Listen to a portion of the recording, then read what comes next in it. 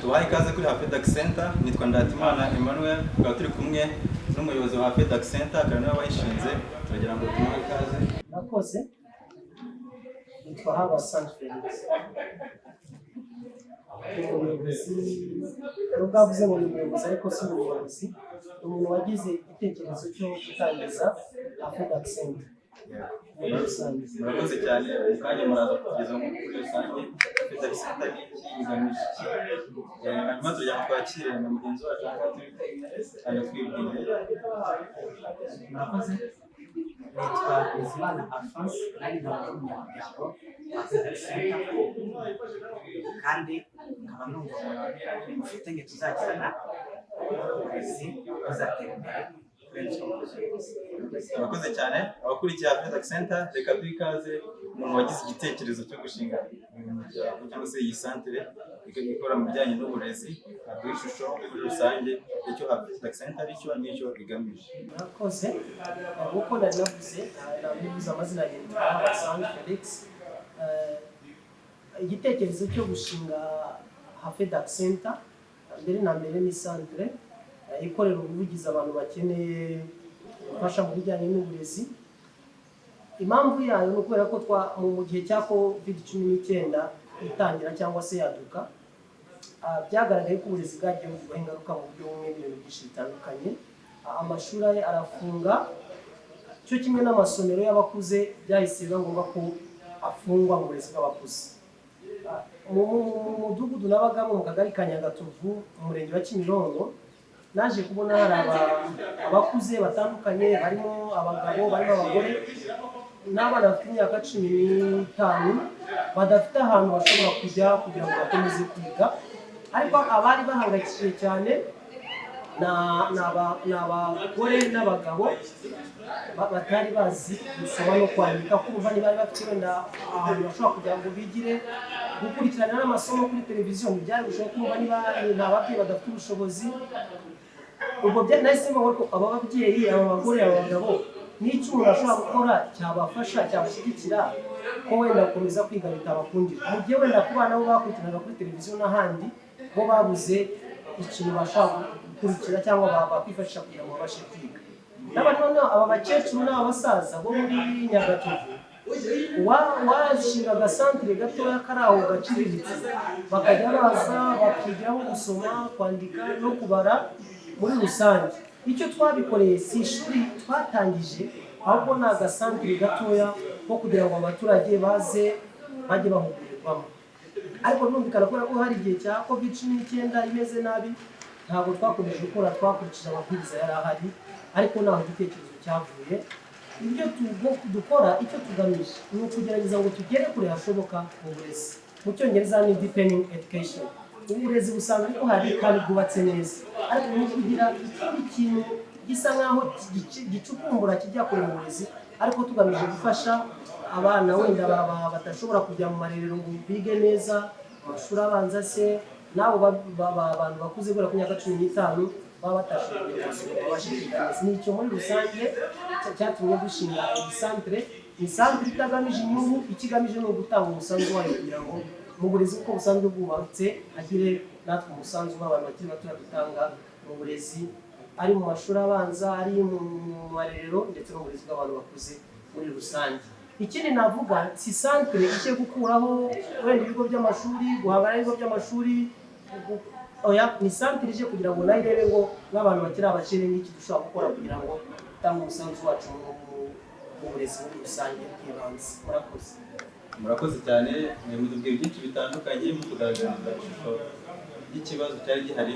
Mwashinze santere mugamije gukemura, ahanini mushingiye ku bibazo byatewe na COVID-19 aho amashuri yafunze, by'umwihariko abakuze amashuri yabo bagafunga babashe kwiga, hanyuma mugashyiraho uburyo kugira ngo babashe kubona aho nabo bakwikira.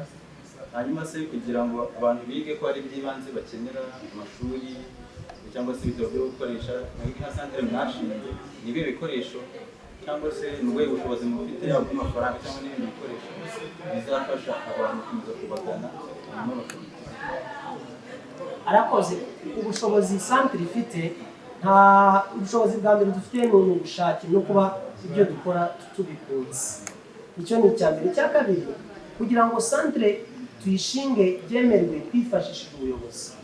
Umurenge wa Kimironko twarawandikiye, twandikije umurenge wa Kimironko utwemerera gutangira iyo centre. Mu bijyanye n'amafaranga, ni centre ikeneye amafaranga kugira ngo ikore, ariko kubera ko ari centre idakora ubucuruzi cyangwa igamije inyungu, kugeza umunsi ntabwo nakubwira ngo dufite amafaranga dushyira muri uko kubigisha gusa. Kubera abantu bakunda ibyo dukora, turatekereza ko hazagenda habaho uburyo bw'abakunda no kwifasha mu buryo bumwe cyangwa ubundi, cyane ko ikintu cy'ingenzi mu burezi si amafaranga, ni ukugerageza gutanga serivisi cyangwa gufasha umuntu kugira ngo agere kuri ubwo burezi. Ko amafaranga yo bibaye gutyo, hari aho wajya umwarimu wabiriwe yigisha amasaha 8 cyangwa 9 ntiwabona icyo umuhemba. Ababyeyi bacu burya umugabo n'umugore burya ni abarezi nabo, ubabana nabo ikiguzi wamuha bijyanye n'uburere bwabo. Ni icyo ngicyo muri rusange navugaho. Ariko ku bitabo twifashisha n'ibindi bitabo Minisiteri y'Uburezi iba yaratanze, by'umwihariko ku rwego rw'igihugu rushinzwe uburezi bw'ibanze REB, n'ibyo ushinzwe uburezi mu murenge wa Kimironko yaduhaye dushobora kwifashisha. Aho dukoreraho tubone turabona mvuge ngo hari ahantu dukorera, ariko naho dukorera muri rusange mu murenge ahantu hashobora kuba hadufasha. Ariko kuvuga ngo hari ikigo cy'ishuri cyubatse ahantu nta gihari, no kuvuga ngo wenda hari n'umudugudu twafashe ngo twageneye HAFEDUCENTRE ntawe uhari. Gusa icyo dufite ni uko twumva abantu bakeneye gufashwa mu burezi, bakeneye kugerwaho n'iyi serivisi twakora ishoboka, ari ubuvugizi ari n'iki kugira ngo babashe kugerwaho n'iyo serivisi. Ndumva ari icyo ngicyo navuga muri rusange. Murakoze. Hanyuma ikindi nabaza, haba hari abandi babafasha, abafatanyabikorwa cyangwa se abakozi bifasha kugira ngo ibikorwa byose bigerweho bifasha abantu kwiga? Niba bahise abagenda kubahemba cyangwa se agahimbazamusoro bagenera, bikora gute? Abafatanyabikorwa ndabisubiza amagambo make, ni Abanyarwanda bose bazakunda ibyo dukora. Tuzabita abafatanyabikorwa bacu kuko nta nyungu n'imwe tugamije, nta n'uwo dusaba amafaranga kugira ngo tubashe gukora. Gusa kubera gukunda ibyo dukora, twizeye yuko bizagenda bitanga umusaruro buhoro buhoro. Murakoze cyane. Ati abafatanyabikorwa bose ni Abanyarwanda bose bifuza gutanga umusanzu wabo mu burezi. Nawe rero kuri HAFEDUCENTRE tuguhaye ikaze kugira ngo utange umusanzu wawe mu iterambere ry'uburezi mu gihugu cy'u Rwanda. Murakoze cyane. HAFEDUCENTRE ni nka challenge ku bantu benshi. Uyu Bizimana Alphonse, ese ufata HAFEDUCENTRE nka challenge? Murakoze. Jewe numva ino learning center ari center ije nka supplementary item, nk'ikintu kije kunganira systeme n'ubundi yari isanzweho. Bidasobanuye ko hagiye kuvaho amashuri, hagiye kuvaho ibizamini bya leta yatangaga, aho kugenda bifata nk'uko umuntu yavuga ati ngiye kwiga kujya niga online, ngiye kujya nikocinga, ngiye kujya njya mu masomero, ngiye kujya nsura centre touristique, avuga ati ahantu h'ubukerarugendo aha kugira ngo niyungure mu bumenyi. Niyo context njye mfata muri centre, ahantu n'ubundi umuntu ashobora kugana agakomeza kwiga niba yigaga, cyangwa se akanatangira kwiga niba yarabicikije cyangwa atari kubasha. N'icyo wasaba Abanyarwanda badukunda cyangwa bakunda HAFEDUCENTRE? Ikintu cya mbere njye nasaba ni ikintu kidakomeye, ni ikintu kimeze ahubwo nkaho ni umusanzu icya mbere wo gukurikira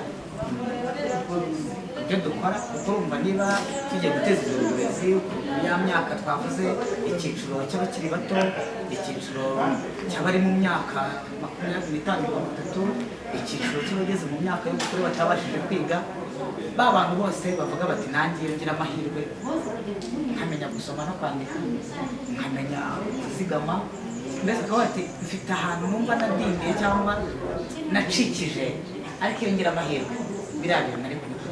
Ikintu mbasaba rero cya mbere ni umusanzu wo gukurikira, hanyuma ikindi bakanagana ibitekerezo. Hari igihe umuntu avuga ngo jyewe ubibona mu bintu by'abahanzi, ngo jyewe umuhanzi runaka ndamukunda, ariko byibura ukaba utanamwandikira ngo umubwire uti hari ahantu ukoresha inama abaturage usanga aho igitaramo kuki ubihindura nuza ubigenze gutya na gutya, burya akantu k'agakomenti kakubwira ngo uzabigenze gutya niko kaba gakenewe.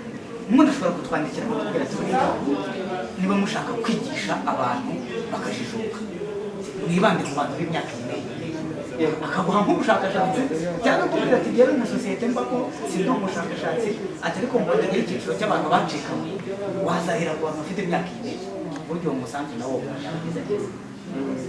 Ndatimana mu busozo ushobora kutubwira ahantu abanyarwanda badukunda bazadukunda bazajya badusanga ari ku mbuga nkoranyambaga cyangwa ku website muri rusange. Murakoze cyane bakunzi ba HAFEDUCENTRE, ushobora kutubona kuri YouTube channel yitwa HAFEDUCENTRE cyangwa se mukadusanga kuri Facebook ushobora kwandika HAFEDUCENTRE cyangwa se mukatwandikira kuri email hafeducentre@gmail.com.